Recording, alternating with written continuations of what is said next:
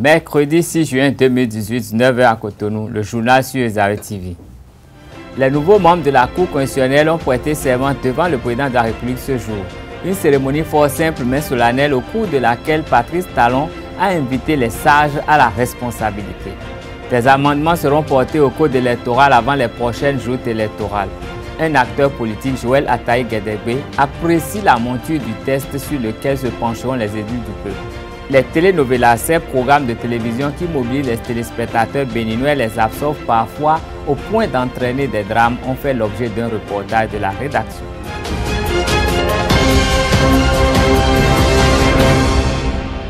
Chers amis internautes, bonsoir et bienvenue dans cette édition. Le Conseil des ministres s'est réuni en sa session hebdomadaire ce mercredi 6 juin 2018 sous la houlette de son excellent le président Patrice Talon.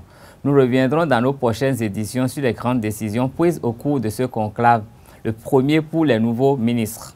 À peine nommés, ils ont pris fonction tard dans la soirée d'hier. Au ministère de la Santé, le professeur Alassane Seydou a passé le témoin au professeur Benjamin Humpati.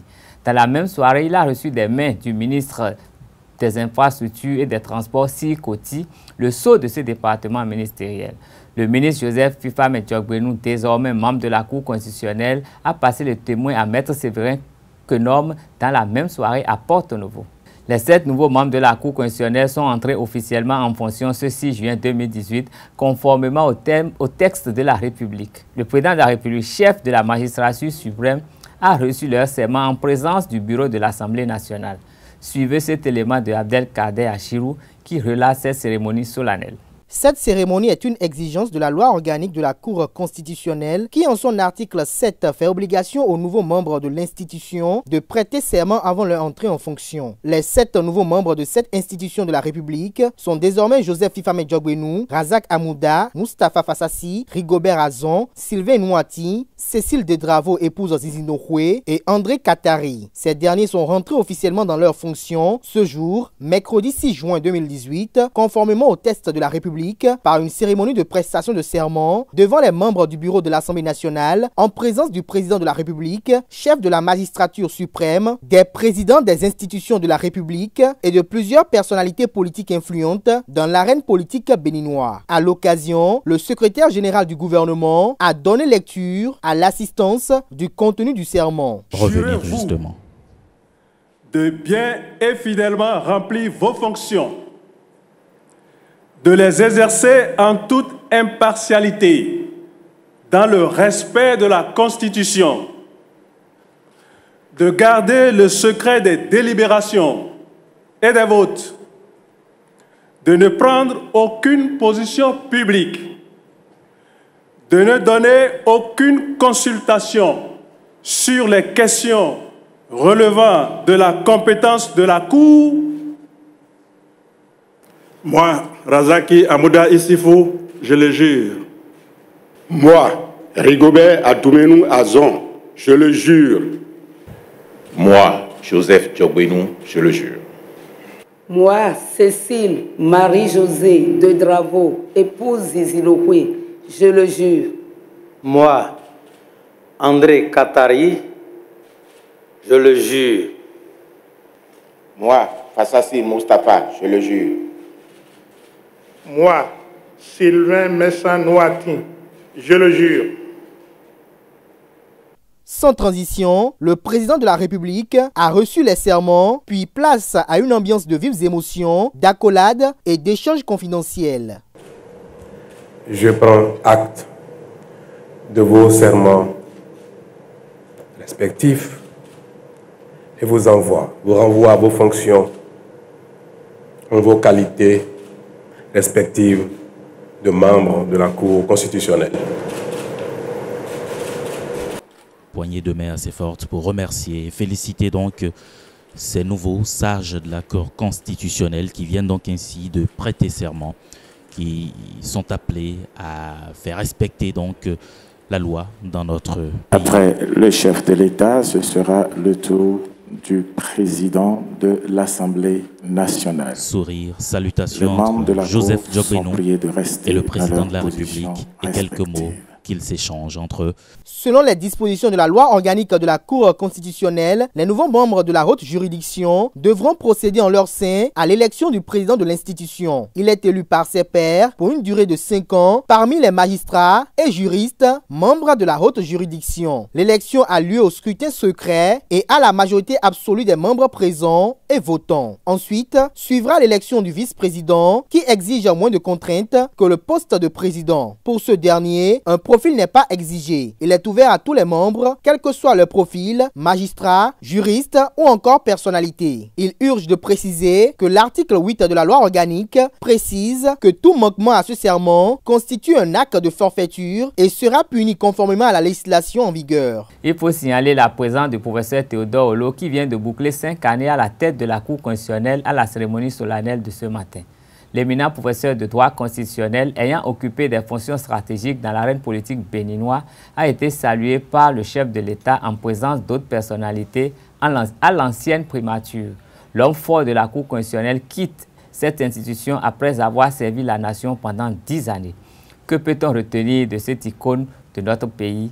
Réponse dans cet élément concocté par Scholastique Azoma. Théodore Olo est né à Porto Novo, capitale du Dahomey, dans une famille chrétienne du sud du pays, originaire d'Abomey. Il fit à Porto Novo ses études primaires à l'école catholique Saint-Joseph, le secondaire au collège Notre-Dame de l'Aude, puis au lycée Bienzin, où il obtint en 1968 un bac de philosophie. La même année, il s'envole pour Brazzaville dans le but d'entamer des études de droit qui le mèneront successivement à Orléans, puis à l'université Paris 1 Panthéon-Sorbonne, où il obtint son doctorat d'État en février 1979. Rentrant en 1985, il est reçu major ex aequo de sa promotion au concours d'agrégation en droit et sciences politiques. Marié, père de 5 enfants, il fut membre du Présidium qui a dirigé les travaux de la Conférence nationale des forces vives de la nation, ensuite du Haut Conseil de la République, organe législatif durant la transition, et enfin membre de la Commission constitutionnelle qui a rédigé la Constitution de la République du Bénin en 1990, au lendemain de la Conférence des forces vives de la nation. De 1991 à 1996, il fut successivement ministre des Affaires étrangères, garde des Sceaux, ministre de la Justice, ministre chargé des relations avec les institutions et porte-parole du gouvernement du président Nicéphore Dieudonné Soglo, et fut en accord avec l'UNESCO des droits de la personne et de la démocratie à l'Université nationale du Bénin. Le 7 juin 2008, il fut conseiller à la Cour constitutionnelle. Le 25 juin 2009, il a été élu président du 3e mandat de la Haute Cour de justice du Bénin et réélu le 2 juin 2011 pour un 2e mandat. Reconduit par le bureau de l'Assemblée nationale pour un nouveau mandat à la Cour constitutionnelle, il en a été élu président le 10 juin 2013. Auteur de plusieurs publications, il a reçu plusieurs distinctions. On peut citer entre autres commandeur de l'Ordre national du Bénin en 1991, grand officier de l'Ordre national du mérite français en 1996, grand croix de l'Ordre national du Bénin en 2009. Le code électoral en vigueur au Bénin connaîtra des amendements avant les prochaines joutes électorales.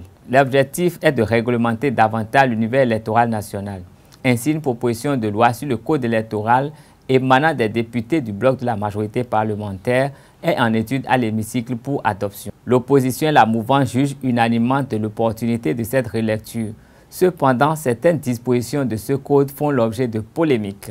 À ce sujet, Esaïe TV s'est rapproché de Joël Ataï Gedegbe afin de recueillir son point de vue à propos des amendements en étude. On l'écoute au micro de notre journaliste reporter d'image Abdelkader Achirou. La première qui choque peut-être, c'est la présence ou la place qui pourrait être faite aux femmes, qui devrait être faite aux femmes. S'il est vrai qu'il y a une jurisprudence de la Cour constitutionnelle qui renvoie quasiment au calendrier grec, l'idée d'accorder des quotas aux femmes au motif que la Constitution dispose déjà de l'égalité de tous les citoyens. La question est de savoir par quels moyens les députés veulent améliorer la présence des femmes sur les listes sans une réforme du système partisan. Je reste sceptique et en tout cas dubitatif sur la possibilité pour l'Assemblée nationale de le faire en l'état de la jurisprudence ou sans modification de la Constitution. L'autre réforme qui est attendue, c'est que, à tout le moins, la Sénat devienne un organe électoral, un organe de gestion des élections de pleine compétence et à tout le moins s'agissant du fichier électoral qui, comme vous le savez, depuis que nous parlons de l'EPI dans ce pays, a échappé progressivement à la Commission électorale nationale autonome. Et les élections organisées dans ces conditions nous ont montré les difficultés qu'il y avait à s'assurer avec certitude qu'on pouvait aller à l'élection, dans la mesure où le COS, l'EPI, les différents organes qui ont géré la liste électorale, les cartes d'électeurs en lieu et place de la Sénat, n'ont pas su rendre la liste disponible, n'ont pas su rendre encore plus les cartes d'électeurs disponibles. Chacun se souvient au moins pour la présidentielle de 2016 des difficultés, des craintes qu'on a eues d'un gros raté de ce côté. Et il nous semble plus adéquat que la Sénat, qui n'est pas composée de politiciens, c'est-à-dire qui n'est pas composée de gens pouvant être candidats à l'élection qu'ils organisent, il est plus adéquat que ce soit un organe comme celui-là, qui a déjà la stabilité et qui est prévu pour avoir une durée de vie de 7 ans, qui est réduite à un effectif plus compact, plus ramassé, de 5 membres. Autre évolution du code électoral. Donc il est plus intéressant que la Sénat reprenne la gestion du fichier électoral des cartes d'électeurs, quitte à ce que l'actuelle Agence nationale de traitement qui a remplacé le comité ou le Centre national de traitement, quitte à ce que cette Agence nationale de traitement devienne l'une des directions techniques de la Sénat. Je ne vois pas l'intérêt, l'efficacité, en tout cas du dispositif actuel, et une évolution de ce côté serait pertinente.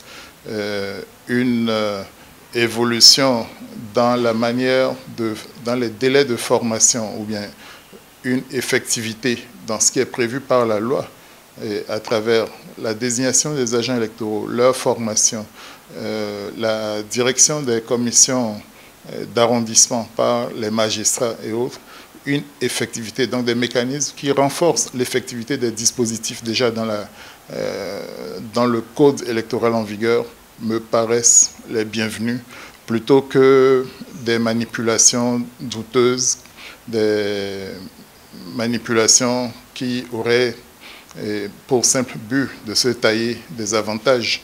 Et il faut que chacun se rappelle qu'il n'est pas toujours appelé à être majoritaire, à être dominateur, et qu'un jour peut arriver, les FCBE le vivent amèrement aujourd'hui, qu'il peut arriver aussi qu'on soit relégué au rang de minorité.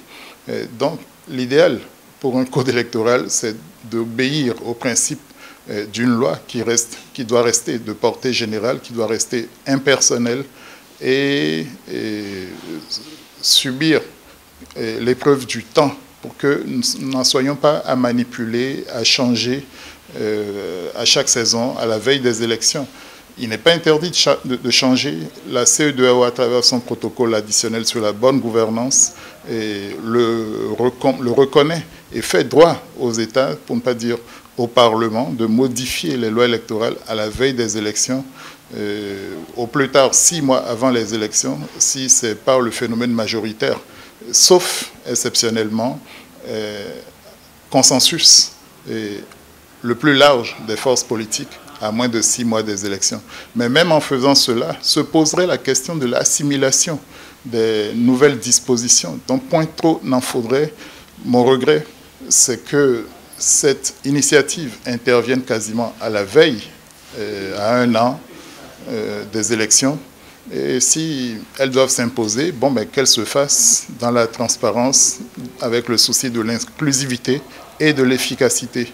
Et enfin, peut-être, il y a quelque chose auquel on ne saurait trop échapper, c'est que depuis 1994-95, je veux parler des lois électorales de cette époque, le législateur avait fixé à 60 000 le nombre de Béninois qui donneraient droit à un électeur. Face à l'évolution démographique du Bénin qui fait que nous sommes, depuis 1994, en croissance, je ne vais pas dire exponentielle, une révision du nombre de députés pourrait s'imposer et pourrait amener, si on appliquait le quota d'un député pour 60 000 habitants, à avoir plus que les 83 actuels. C'est aux députés de trouver la bonne mesure pour que le financement de la vie publique, de la vie politique, ne coûte pas davantage ou ne coûte pas trop cher aux contribuables, qui peut trouver à redire si on évoluait trop brutalement également avec le nombre de députés. S'ouvrir sur le monde, apprendre des leçons de vie sont les raisons qui poussent les passionnés de telenovelas à rester scotchés à leur écran de télévision. Même si des leçons peuvent en être tirées, les scènes montrées dans les feuilletons ne sont pas toujours en harmonie avec les réalités et les mœurs africaines. Ce reportage signé Geneviève Degbelo, Karine Aoussi et vous nous en dit plus. Terre de passion, la chakala, la force du cœur et autres sont omniprésents sur les écrans béninois depuis quelques années. Les femmes en sont les plus grandes consommatrices parce que les sujets abordés touchent parfois à leur quotidien. Il arrive même parfois que les téléspectateurs s'identifient aux héros de ces films. J'aime bien suivre. Et de manière générale, tout le monde aime ça.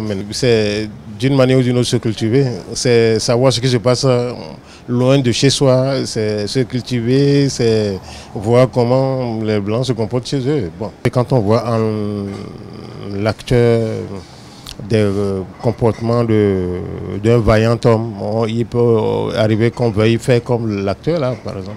Dans Terre de passion, je me suis mis dans la peau de, comment on l'appelle même, Arturo Gallardo. Et bon, ces actions m'ont tellement plu.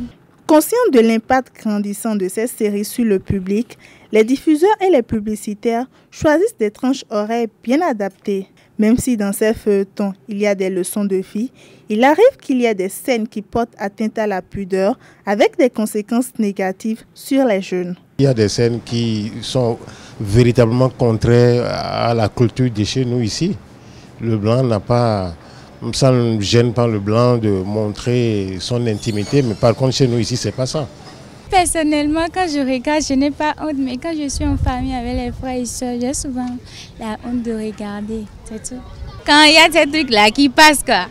Les telenovelas ne sont pas acceptées de tous. Pour d'autres, ils transforment certaines jeunes filles au point où elles copient tout ce qu'elles voient à la télé, que cela soit bon ou mauvais. Moi, je ne suis pas fan de la télévision novelas. Il fut un temps où j'ai suivi un feuilleton sur la chaîne. Mais sincèrement, bon, c'est du gâchis de temps, sincèrement. Parce que moi, quand j'ai suivi le feuilleton, j'ai vu que vraiment, il n'y a rien qui est duc dans la scène. Vraiment, il n'y a rien là. Puisque parfois, bon, ils ont tendance à parler de l'amour, souvent de l'amour. Et c'est ça que nos jeunes sœurs ont tendance à regarder ces temps-ci. Et même elles oublient même leurs origines. Et puis elles ont tendance à imiter les pays occidentaux.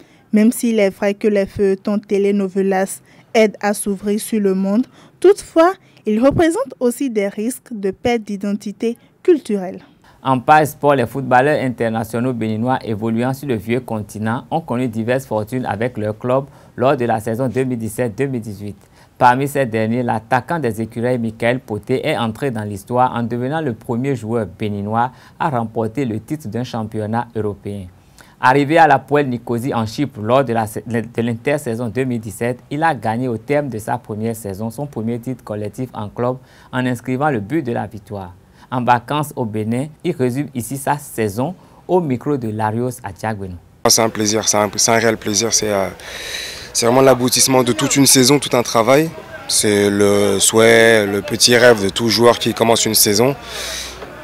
Donc voilà, c'est ce qui nous permet aussi de faire la Ligue des Champions après, du moins les préliminaires. Donc et je n'avais pas ça en tant que titre collectif, j'ai eu des titres personnels. Et en tant que titre collectif, c'est une première pour moi et franchement, j'ai vraiment savouré. Ça fait plaisir à renouveler. C'est le but de la victoire, mais ce n'est pas moi qui fais remporter le titre. C'est pas ça, parce que c'est un travail d'équipe. C'est un travail de toute une saison. Et puis, comme je dis, je n'ai pas pris le ballon à chaque match et dribblé tout le monde pour aller marquer. C'est un travail de toute une saison, d'où l'importance du collectif. Maintenant, voilà, je suis l'attaquant, je suis en bout de ligne. Je finis le travail qui a été fait. sur le terrain comme en dehors. Et maintenant, ça a payé, ça a réussi, donc Dieu merci. Le secret, c'est comme tout le monde vous diront, c'est le travail, c'est d'avoir une bonne hygiène de vie sur le terrain et en dehors, être sérieux, pas trop s'éparpiller. Moi, personnellement, je suis un passionné du foot, donc ça me facilite la tâche, c'est-à-dire que je ne prends pas tout ça trop comme un fardeau, un travail, je fais ça avec plaisir aussi. Donc c'est plus facile quand on fait les choses avec plaisir. Et voilà, donc le secret, c'est ça, il n'y a rien d'autre. On demande à Dieu puis, voilà, de nous aider, nous accompagner, nous protéger. Et nous, après, on fait le travail sur le terrain. Et puis voilà. Oui, j'ai encore un an de contrat, donc on verra. Après, tout peut se passer dans le foot. Je me sens bien là-bas, donc on verra. On a les préliminaires de la Ligue des Champions, on verra. Oui, j'ai eu la chance de jouer à Bernabéu. Franchement, c'est une expérience unique. Et c'est une image que j'aurais jamais cru quelques temps avant, même si j'ai toujours eu confiance en moi, que vraiment toucher ça de si près. Même si j'ai joué que 10 minutes, je peux vous dire que c'est 10 minutes, les plus belles 10 minutes peut-être de ma carrière. Enfin bref. Mais pour dire voilà, de côtoyer de près ces joueurs-là. Et au match retour, j'ai eu la chance d'être titulaire. De côtoyer ces joueurs-là, franchement, c'est une belle expérience. Et on se dit qu'il n'y a pas de hasard. Parce que quand on les regarde, que ce soit l'échauffement ou l'entraînement la veille, c'est méticuleux. C'est méticuleux. On peut dire ce qu'on veut, les Cristiano et compagnie. Je les observais un petit peu et vraiment, le peu que j'ai pu voir, c'est qu'il n'y a pas de hasard. Ils ne sont pas là pour rien. Pour vous, le Real est un bon champion ou un beau champion? Bonne question. Non, les deux. Quand tu es champion à ce stade-là, tu es bon et tu es beau.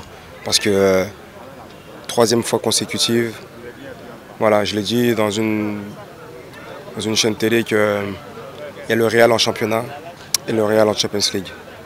Et le Real en Champions League, il est depuis 3 ans inarrêtable. C'est tout. C'est une machine, donc... Je l'ai dit, j'étais pas surpris et je l'avais annoncé que franchement, même si je suis très nul en pronostic, mais je les ai vus, je les ai suivis et je peux vous dire que le Real en Champions League, c'est une autre équipe. Ce sera tout pour cette édition. Merci de rester fidèle à Réserve TV.